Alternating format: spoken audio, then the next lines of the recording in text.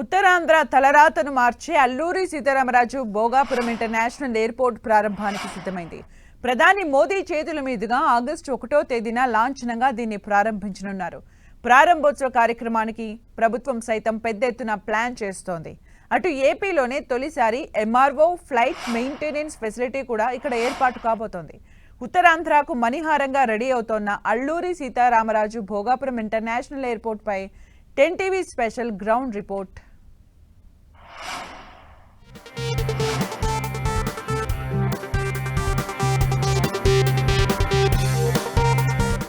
ఉత్తరాంధ్ర దిశ మార్చేటటువంటి Bhogapuram international airport మరికొద్ది రోజుల్లోనే ప్రారంభం కానుంది. ఆగస్టు 1న ప్రధాని మోడీ చేతుల మీదుగా అయితే ఎయిర్పోర్ట్ ప్రారంభోత్సవానికి అయితే పూర్తి ఏర్పాట్లు చేస్తున్నారు. మరోవైపు ఎయిర్పోర్ట్ అయితే పూర్తిగా సిద్ధమైందని చెప్పుకోవాలి. సుమారు 2200 ఎకరాల్లో 4750 కోట్ల వ్యయంతో నిర్మాణం సాగిస్తున్నటువంటి ఎయిర్పోర్ట్లో పూర్తిగా దేశంలోనే అత్యాధునిక టెక్నికల్ వ్యవస్థతో ఏర్పాటు చేస్తున్నారు Bhogapuram international airport. Alluri Sitaramaraju Bhogapuram international ఎయిర్పోర్ట్గా ఇప్పటికే నామకరణం చేసింది ఏపీ ప్రభుత్వం. దీనికి సంబంధించి మరోవైపు చూస్తున్న విజువల్స్లో పూర్తిగా ఎయిర్పోర్ట్ పనులన్నీ పూర్తయిపోయాయి. అటువైపు మోడీ సభకు అయితే సర్వం సిద్ధం చేస్తున్నారు. ఇక్కడే మోడీ డైరెక్ట్గా ఎయిర్పోర్ట్లోని ఇదే భోగాపురం ఎయిర్పోర్ట్లో దిగి ఇక్కడ నుంచి ఎయిర్పోర్ట్ని అయితే ప్రారంభించనున్నారు. దీనికి సంబంధించినటువంటి అన్ని ఏర్పాట్లు కూడా రాష్ట్ర ప్రభుత్వం చేస్తుంది. విమానాలకు సంబంధించినటువంటి రన్వేస్ ఇవన్నీ కూడా ఇప్పటికే సిద్ధమయ్యాయి. సుమారు మొదటి విడతగా సుమారు 60 లక్షల మందిగా ఒక సంవత్సరానికి ప్రయాణికులుగా టార్గెట్గా పెట్టుకున్నారు. Phase 1, phase 2, phase 3గా 3 ఫేజుల్లో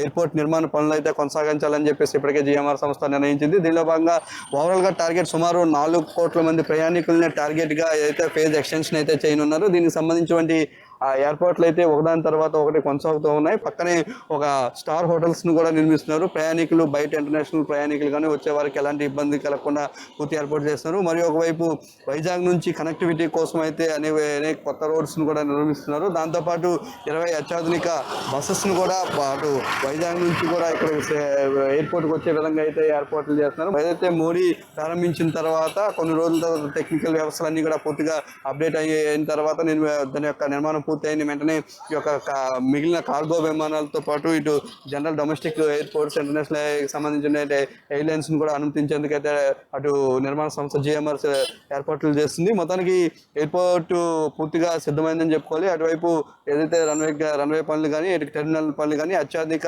check-in counters కూడా వేస్తున్నారు. దీంతో పాటు ఇతర లాంచెస్ ఏవైతే వైజాగ్ నుంచి వచ్చే వారికి కూడా ఒక 5 ప్రాంతాల్లో లాంచ్లను కూడా ఏర్పాటు చేసి ప్రయాణికులకు ఎలాంటి ఇబ్బంది కలగకుండా కూడా పూర్తి ఏర్పాట్లు చేస్తున్నారు. 1వ తేదీనైతే మోడీ ప్రారంభించున్నారు. దీనికి సంబంధించిన పూర్తి ఏర్పాట్లు అయితే చేస్తున్న పరిస్థితి అయితే కనిపిస్తూ ఉంది.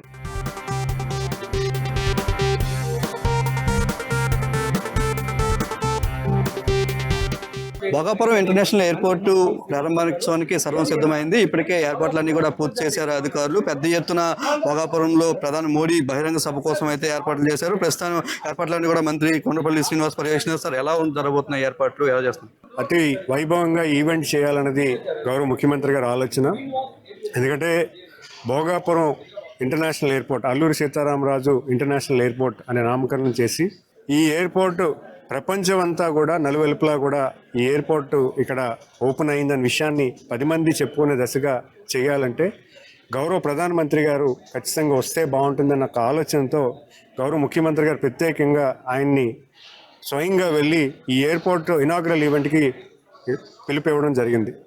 గౌరవ ప్రధానమంత్రి గారు కూడా అనేక విధాలుగా మన రాష్ట్ర అభివృద్ధికి కానీ మనకి భవిష్యత్తు కానీ మన డెవలప్మెంట్ ప్రాజెక్ట్స్ కానీ వెల్ఫేర్ ప్రాజెక్ట్స్ కానీ అలాగే అనేక విధాలుగా ఈ రాష్ట్రానికి మంచి చేకూర్చేలాగా మనం చూస్తున్నటువంటి వైనం ఆగస్టు 1వ తారీఖున ఆయన స్వయంగా వచ్చి దీన్ని పాల్గొనడం జరుగుతుంది. ఆయన వచ్చినప్పుడు ఖచ్చితంగా ఏ రకంగా అయితే ఆయన ఎంత అభిమానపూర్వకంగా ఆయన రావడం జరుగుతుందో మనం కూడా ఆయనకి స్వాగతించాల్సిన అవసరం ఉంటుంది. కాబట్టి మనందరికీ ఇష్టమైనటువంటి దింసా డ్యాన్స్ మన ఆంధ్రప్రదేశ్ రాష్ట్రానికి మనం కూడా ప్రత్యేకించి ఎప్పుడు అరకు వెళ్ళినా కూడా దింసా డ్యాన్స్ని అందరూ కూడా పాల్గొనడం జరుగుతుంది.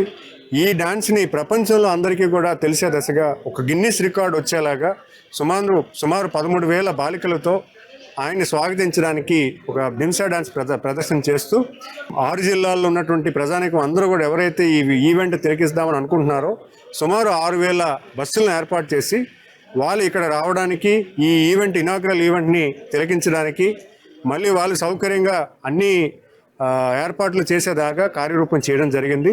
ఇనాగ్రల్ ఈవెంట్ అయిన తర్వాత కూడా ఈ ఎయిర్పోర్ట్ వల్ల ఈ ప్రాంత అభివృద్ధికి, ఈ ఉత్తరాంధ్ర ప్రాంత అభివృద్ధికి కూడా ఖచ్చితంగా మణిహారం అవ్వబోతుందన్న విషయాన్ని, మరీ ముఖ్యంగా శ్రీకాకుళం, విజయనగరం, విశాఖపట్నం భాగ్యనగరాల్లో అక్కడ హైదరాబాద్లో ఎలాగైతే ఉండిందో అలాగే ఇక్కడ 3 నగరాలు కూడా కలిసి అభివృద్ధి కలవరుస్తున్నాయన్న విషయాన్ని తెలియజేసుకున్నాను. సార్, ఉత్తరాంధ్ర దిశ మారనుంది అంటున్నారు. ఎయిర్పోర్ట్ ద్వారా ఎన్ని ఉద్యోగాలు రానున్నాయి? ఎయిర్పోర్ట్కి అనుబంధంగా ఏ పరిశ్రమలు రానున్నాయి? ఓవరాల్గా ఎంతమందికి వచ్చే అవకాశం ఉంది? ఇప్పుడు ఈ ఎయిర్పోర్టు నిర్మాణం వల్ల ఒక 15,000 ఉద్యోగాలు డైరెక్ట్ ఉద్యోగాలు అయితే, ఇండైరెక్ట్ ఉద్యోగాలు అయితే మనం కౌంట్ చేయలేము. ఎందుకంటే ఈరోజు టూరిజం సెక్టర్ అనేక ప్రతిపాదనలతో రావడం జరిగింది. మ్యానుఫ్యాక్చరింగ్లో స్టీల్ ఇండస్ట్రీస్ రావడం జరిగింది. ఫుడ్ ప్రాసెసింగ్లో అనేక ఇండస్ట్రీస్ రావడం జరిగింది. అలాగే మీరు చూసుకుంటే ఐటీ శాఖ, ఐటీలో కూడా ఇక్కడ మనం చూసుకుంటే అనేక కంపెనీలు, గూగుల్ కానీ, రిలయన్స్ కానీ, సిఫీ కానీ, కాగ్నిజెంట్ కానీ, టీసీఎస్ కానీ, లేదా అనేక కంపెనీలు ఈరోజు మన ప్రాంతంలో ఒక్కొక్క కంపెనీ కనీసం 20,000 ఉద్యోగాలు ఇస్తామని చెప్పి ఈరోజు మనతో ఎంఓఎస్ చేసుకొని ఆల్రెడీ వర్క్స్ చేయడం జరిగింది. చిరకాల కోరిక ఏంటంటే వలస ఆగడం. మన ప్రాంతంలో చాలామంది అనేక ప్రాంతాల్లో వెళ్ళి ఉద్యోగాలు తీసుకొని స్థిరపడిన పరిస్థితి మనందరికీ తెలిసిన విషయమే. వలసలు ఆగాలంటే ఖచ్చితంగా ఈ ప్రాంతం అభివృద్ధి కలవాలంటే ఖచ్చితంగా ఇలాంటి ప్రాజెక్టు ఖచ్చితంగా నిర్మాణం చేసి మనకి ఇచ్చినటువంటి గౌరవ ముఖ్యమంత్రి గారికి, అలాగే గౌరవ ప్రధానమంత్రి గారికి మనం అందరూ కూడా ధన్యవాదాలు తెలియజేసుకున్న విషయం తెలియజేసుకున్నాను. ఉత్తరాంధ్ర దిశ మారనుందని చెప్తున్నారు. ఏదైతే ప్రాజెక్టు ద్వారా వేల ఉద్యోగాలు వస్తున్నాయి. ఇప్పటికే జిఎంఆర్ ఎయిర్పోర్ట్ కొంత ఉద్యోగాలు కల్పించింది. దీంతో పాటు అనేక పరిశ్రమలు అనుబంధంగా వస్తున్నాయి. ఫార్మాతో పాటు అనేక ఐటీ పరిశ్రమలు వస్తున్నాయి. మరికొన్ని ప్రపోజల్లో ఉన్నాయి. కాబట్టి మొత్తం ఉత్తరాంధ్రకు సంబంధించినటువంటి ఉమ్మడి 3 జిల్లాల రూపురేఖలు మారిపోతాయని చెప్పేసి మంత్రి కొండపల్లి శ్రీనివాస్ చెప్తున్నారు. ఓవరాల్గా మోడీ పర్యటనకి అయితే భారీ ఏర్పాట్లు చేస్తున్నారు.